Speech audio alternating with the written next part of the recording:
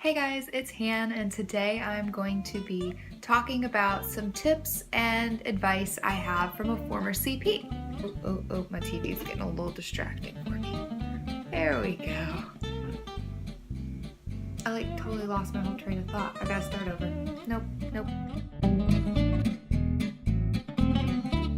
Okay, anyways. I was merchandise fall 2016 and I worked at Pop Century Resort, Pop-Tarts. And a lot of people go into this and they're looking just for tips or, things to note before starting that maybe they could prepare for. And I just have a few things that I think really helped me during my program. And I would like to bestow that wisdom upon all of you. Okay, so the first thing is something that I will say is going to differ from person to person. It kind of depends on how social you are.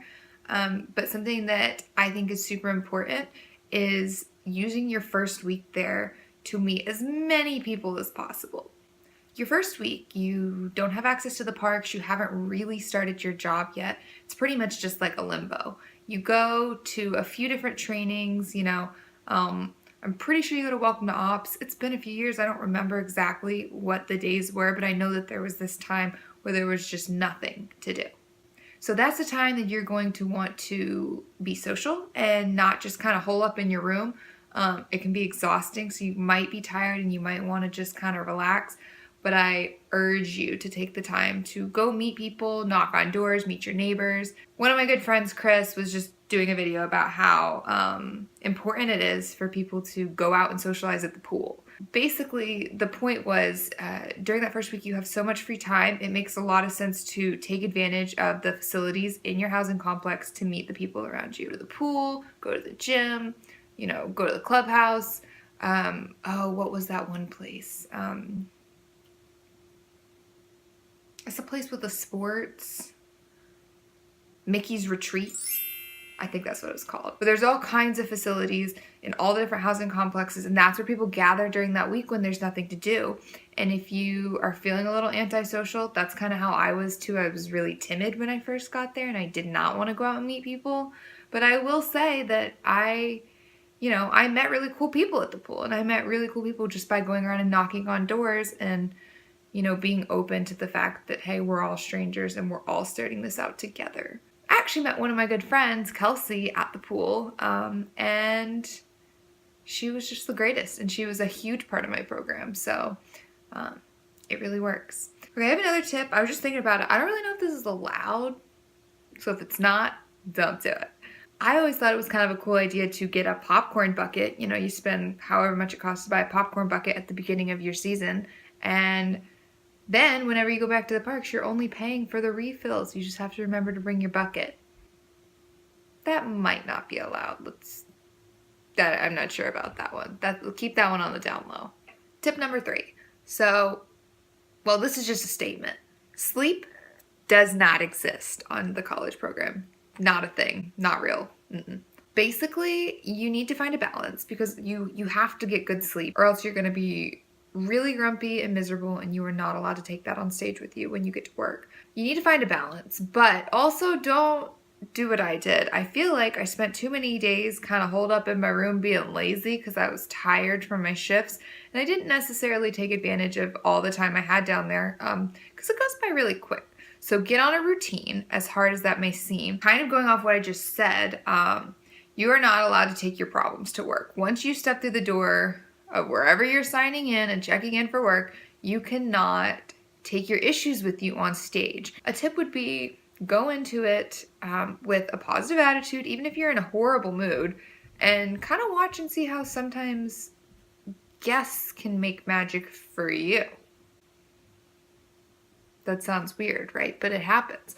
There's times when I did not feel like going to work and I was in a horrible mood that I went anyways, and the people I interacted with made my day better. I really wasn't feeling it on Halloween 2 years ago.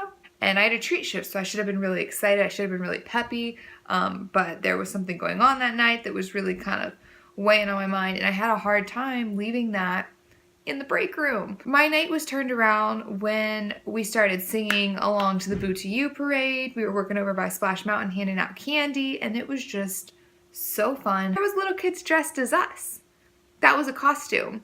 There was little kids wearing CP treat shift costumes.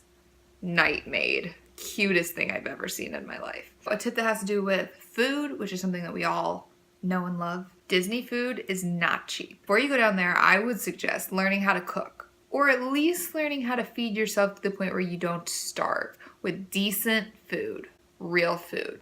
I'm not talking about Mickey waffles, not Mickey pretzels, not Mickey bars. Food shaped like Mickey is not real food. Sorry to tell you. You're gonna have to go grocery shopping. You're gonna have this kitchen and it's gonna be shared with all your roommates. I would even go into the program having a talk with your roommates and saying, hey, are we all cooking our own food and doing our own thing? Or are we pooling some money each week to buy groceries collectively and everybody takes a night to cook? We mostly fended for ourselves. There were some nights I ate pretzels for dinner. It happens. But go into it with a plan. Don't go in and just kind of wing it. I would figure that out before you get down there. All right, this tip I'm going to keep super concise. Don't take the buses. Bring a car. That's it. That's it. Just bring a car.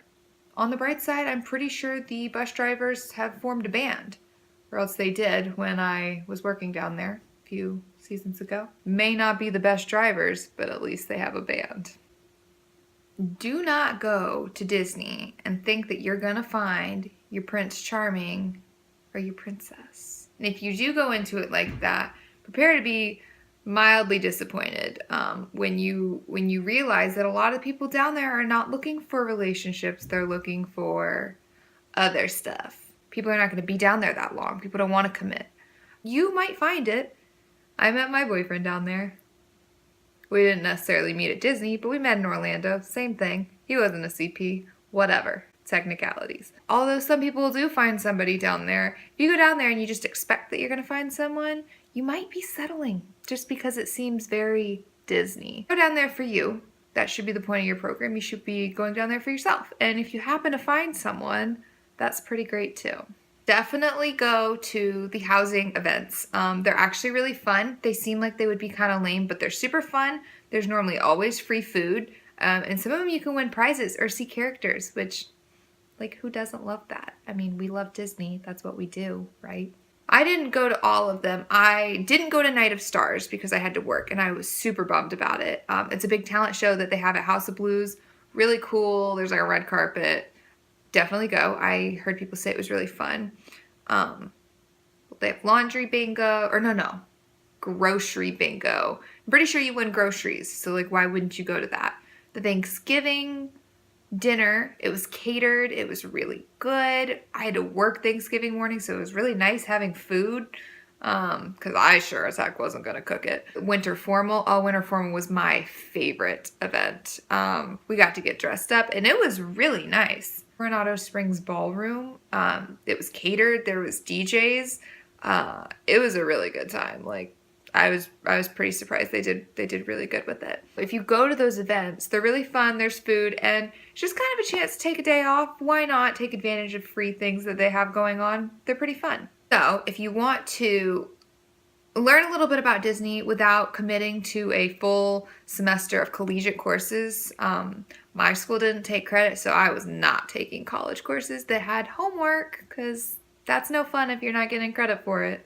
What I did do, I took a seminar class called Disney Leadership, and it was once a week. There was no homework, and it was really cool because I got to learn the ins and outs of the way that the leadership sector of Walt Disney World and Resorts runs, like how they do everything. And there's a bunch of different seminar courses. I'm not sure exactly what they are off the top of my head, but they're all very interesting because I know people who've taken different courses that say it was definitely worth their time. They're really hard to get into. You have to sign up before your program. If you're interested, definitely do a little bit more research on that. I'll probably do a video on that soonish. We'll see. But I would definitely recommend that class. I made a friend in it. It was just a nice little break for me to still learn about Disney, but not have to do any work really. Just kind of listen, which is nice. Okay, my very, very last tip. I know I've given so many tips. Very last one is to be super open-minded. You're going to a new place. You're going to be around a lot of different people from all over the world who have very different ways of doing things, different backgrounds, different cultures, and you have to be open-minded to people who aren't necessarily exactly like you. You're going to be living in these apartments with a ton of people and very close quarters. And it's going to be exactly the same at your workplace. So you have to be able to go into it with an open mind and not really go in with so many expectations that you're disappointed when things don't go exactly the way you planned. Definitely if you don't get the role you want, or you don't get the location you want, or if you're like me and you work the night shift instead of days like everybody else, not necessarily the most fun thing. Just go into it with an open mind, because it ended up being amazing, and if you go into it with a negative mindset, then the whole program's just not going to work for you. Those are my tips. I hope you enjoyed listening to them, and I hope that you'll actually apply some of them and that they can work for you. I know we have Fall Advantage and Summer Alumni coming up in just a few months. Summer Alumni people already know these things because they've done the program, but if you're Fall Advantage and you're a little nervous about it, it's all going to be super fun, but definitely do a little research and prepare yourself before you go down there for what to expect. Thanks for watching. Bye!